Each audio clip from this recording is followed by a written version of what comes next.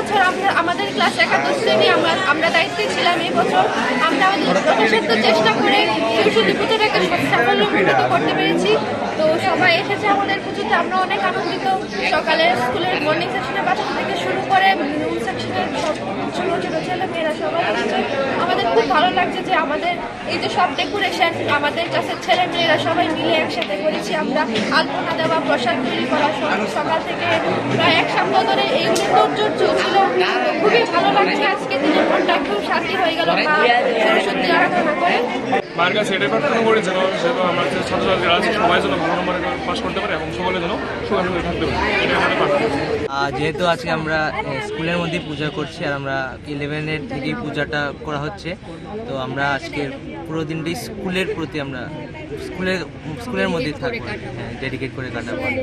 এবারে সরস্বতী এখানে করলাম, এখানে অঞ্জলি টঞ্জলি নিয়ে প্রসাদ নিয়ে পরে আবার সেজে এসে সবার সাথে ঘুরবো, এখানে স্কুলে আসবো, নাচ গান হবে।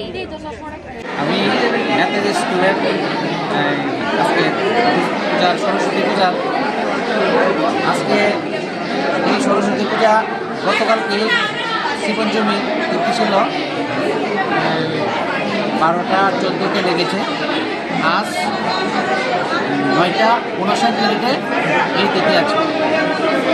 আমরা স্কুলে খুব ঐতিহ্যবাহী পূজা দীর্ঘকাল যাবৎ খুব নিয়ম নিষ্ঠা সহকারে এই নেতা স্কুলের শিক্ষক শিক্ষিকা ও ছাত্রছাত্রীদের অক্লান্ত পরিশ্রমের সৌন্দর্যের মাধুর্যের মধ্যে এই পূজা হয়ে থাকে।